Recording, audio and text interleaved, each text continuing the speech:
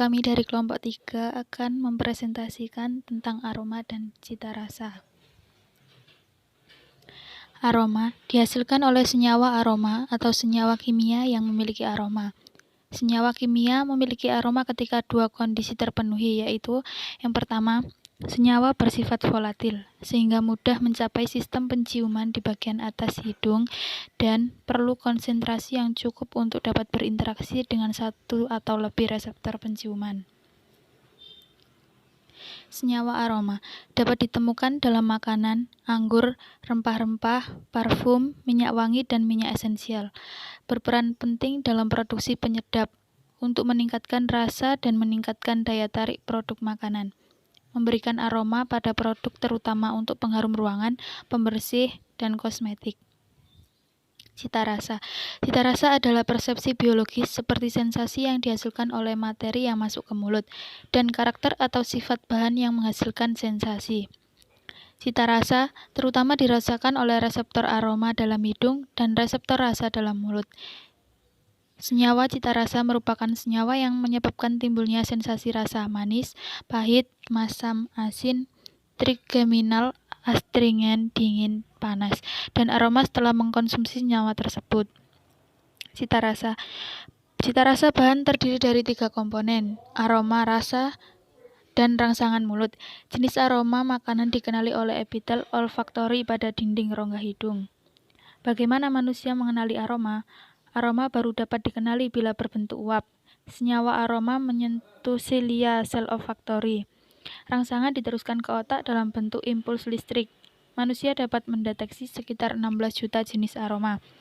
Indera penghidu tidak tergantung pada pemeliharaan, pendengaran, dan sentuhan. Aroma yang diterima oleh hidung dan otak lebih banyak merupakan campuran 4 aroma utama: harum, asam, tengik, dan hangus. Sulit dijelaskan secara kimiawi penyebab timbulnya aroma dari senyawa-senyawa yang berbeda. Senyawa yang berbeda dapat menghasilkan aroma yang sama, dan senyawa yang hampir sama menghasilkan aroma yang sangat berbeda. Contoh, mentol, isomentol, dan neomentol. Kecepatan timbulnya aroma kurang lebih 0,18.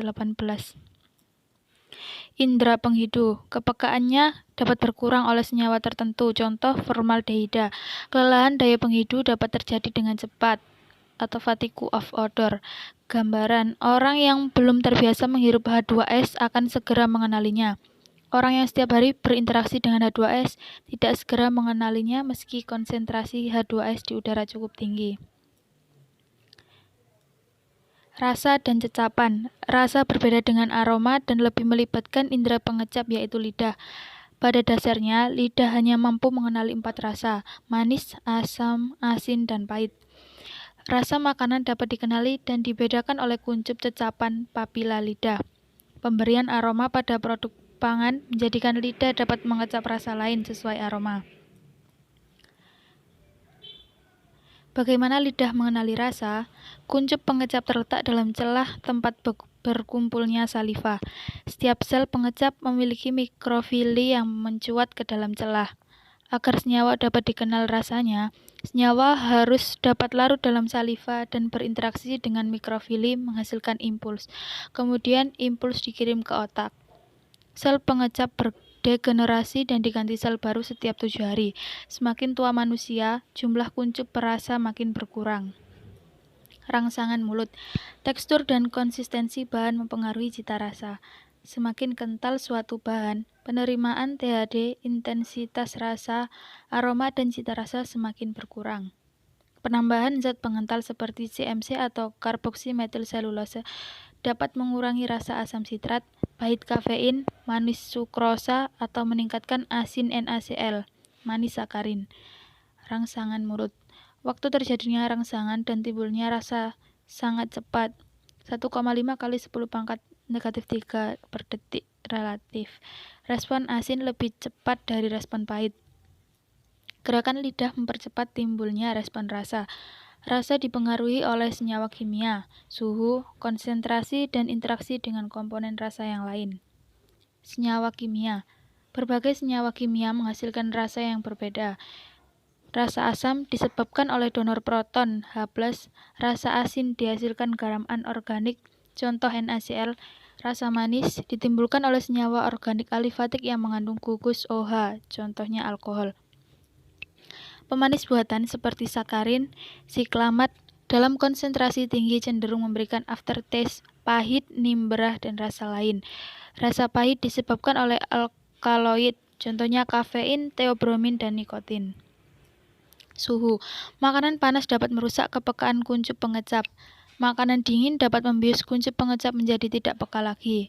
Sensitivitas terhadap rasa berkurang bila suhu kurang dari 20 derajat Celcius atau di atas 30 derajat Celcius. Contohnya, kopi panas tidak lebih pahit dibanding kopi dingin. Kopi es tidak sepahit kopi hangat.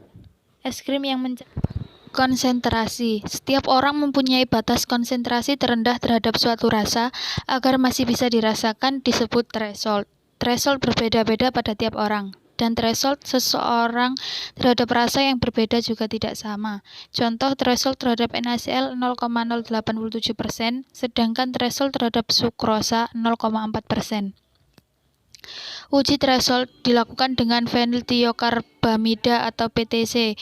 Orang yang tidak buta rasa, PTC akan menimbulkan rasa pahit. Persentase buta rasa pada wanita 22%, pria 25,29%.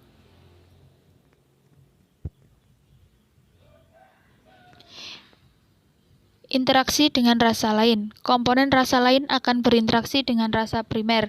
Akibatnya, peningkatan atau penurunan intensitas rasa atau taste compensation. Efek interaksi berbeda untuk tiap konsentrasi dan threshold-nya. Contoh, penambahan asam pada konsentrasi subthreshold akan meningkatkan rasa asin NaCl, sedangkan gula akan mengurangi rasa asin NaCl dan rasa pahit kafein. Bahan penimbul cita rasa. Aroma buah disebabkan ester yang bersifat volatil. Produksi senyawa aroma meningkat ketika mendekati masa klimakterik. Aroma bawang, sulfur timbul bila sel bawang luka. Aroma daging disebabkan pemecahan asam amino dan lemak. Senyawa aroma dapat diekstraksi untuk tujuan komersial, contoh minyak atsiri dan oleoresin. Teknik ekstraksi antara lain destilasi uap dan cold pressing. Sumber minyak atsiri, akar, batang, kulit batang, daun, biji, bunga, buah. Lebih dari 150 jenis, spesies, dan subspesies tanaman penghasil minyak atsiri. Cita rasa tiruan atau sintetik. Puluhan tahun lalu berhasil disintesis senyawa ester untuk menghasilkan aroma. Ester tertentu atau flavormatik menyerupai aroma buah. Contoh, amil asetat menyerupai aroma pisang, vanilin menyerupai aroma vanili, amil kaproat menyerupai aroma nanas dan apel. Untuk memperoleh tiruan aroma, senyawa flavormatik dicampur dalam konsentrasi yang berbeda-beda. Pembangkit cita rasa. Pembangkit rasa enak atau flavor potentiator dapat disintesis. Flavor potentiator digunakan untuk meningkatkan rasa enak dan menekan rasa yang tidak diinginkan. Bahan makanan tidak atau sedikit mempunyai cita rasa. Contoh, penambahan MSG pada daging atau sop menimbulkan cita rasa lain dari cita rasa asam amino. MSG murni tidak beraroma. Rasa nyata antara manis dan asin yang umami di mulut. Bagaimana MSG meningkatkan cita rasa? MSG meningkatkan rasa yang diinginkan. Contoh, asin atau memperbaiki keseimbangan cita rasa makanan. MSG mengurangi rasa yang tidak diinginkan, contoh rasa bawang yang tajam, rasa sayur mentah, dan rasa pahit. MSG menyebabkan sel reseptor lebih peka sehingga dapat menikmati rasa dengan lebih baik. Produksi. Indonesia menghasilkan sekitar 17.000 ton MSG dari sekitar 9 pabrik MSG. MSG di Cina dulu dihasilkan dari rumput laut.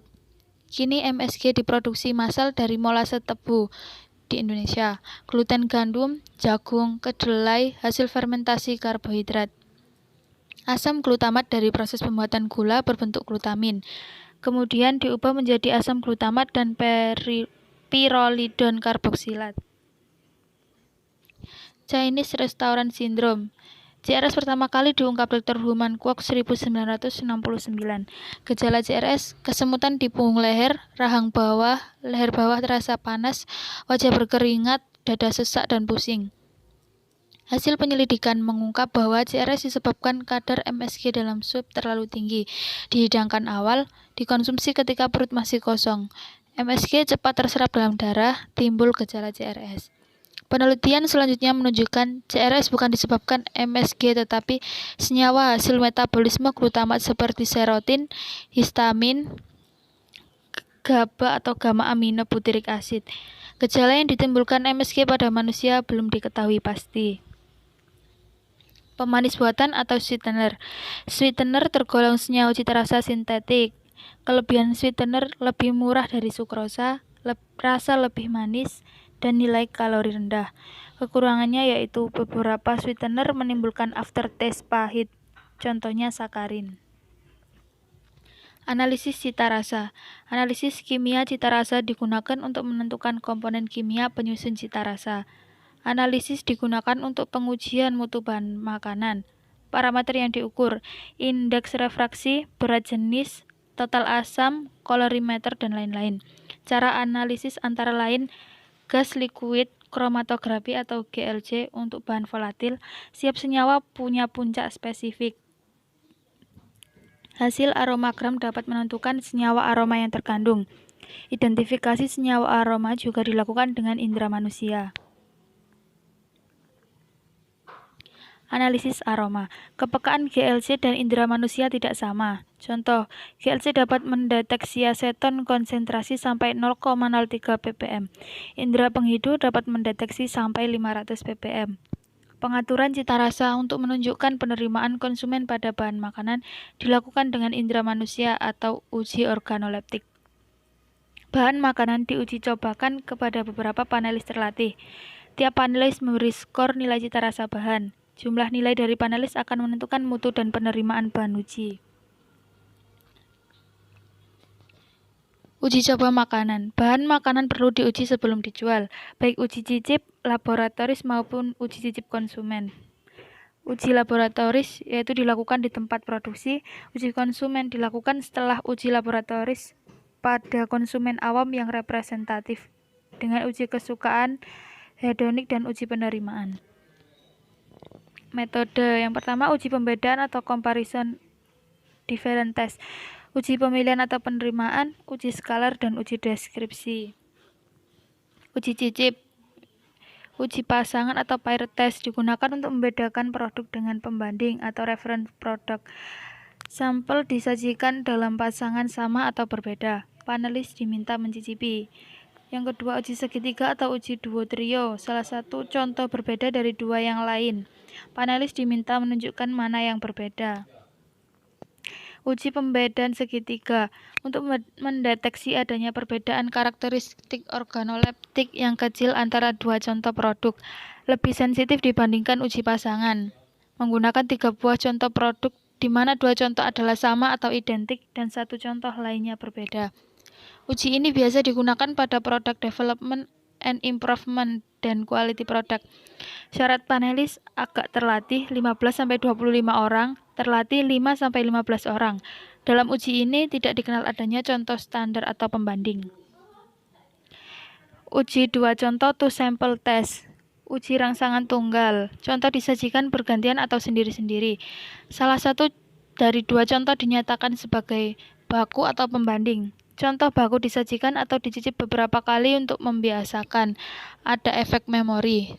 Misal susu sapi dan susu tepung atau seduhan. Disajikan berulang. Bandingkan dengan baku. Untuk cicip atau flavor maksimal 2 contoh. Bau atau aroma bisa lebih banyak. Peluang setengah, hanya 2 alternatif sama atau tidak dengan baku. Uji duo trio. Uji triangle segitiga. Beberapa variabel yang dapat dibuat 1 duo trio.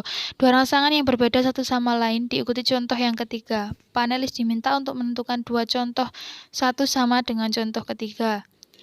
Yang kedua, 1 contoh sebagai baku diikuti 2 contoh yang berbeda. Panelis diminta menentukan mana contoh yang sama dengan baku. Uji pembedaan duo trio pada dasarnya merupakan modifikasi dari uji pasangan dan uji segitiga. Sama dengan uji segitiga, menggunakan 3 contoh. 2 diantaranya sama atau identik, 1 contoh lainnya berbeda. 1 contoh merupakan contoh standar atau pembanding yang diberi kode B, dan 2 contoh lainnya diberi kode bilangan acak. Syarat panelis sama dengan uji pasangan. Tidak terlatih kurang lebih 80 orang, agak terlatih 15-25 orang, terlatih 7-15 orang. Uji skalar, jenisnya yang pertama uji skalar garis, uji skor, uji perbandingan pasangan, uji perbandingan jamak, dan uji penjenjangan atau pengurutan atau ranking. Uji skalar, panelis diminta menyatakan besaran skalar yang diperolehnya. Besaran skalar dalam bentuk skala numerik. 1. Bentuk garis lurus berarah dengan pembagian skala dengan jarak yang sama. 2. Pita degradasi skalar, contoh warna dari putih hingga hitam. Uji ranking. Hasil pengujian oleh panelis dinyatakan ke dalam besaran kesan dengan jarak tertentu. Urutan pertama selalu menyatakan yang tertinggi, makin ke bawah tingkatannya makin rendah. Tujuannya untuk memperoleh produk terbaik dari satu seri produk yang dirancang. Analisa data statistik menggunakan tabel Fisher and Yates. Analisa dengan ANOVA untuk mengetahui beda nyata dengan multiple rank test. Terima kasih. Sekian dari kelompok kami. Wassalamualaikum warahmatullahi wabarakatuh.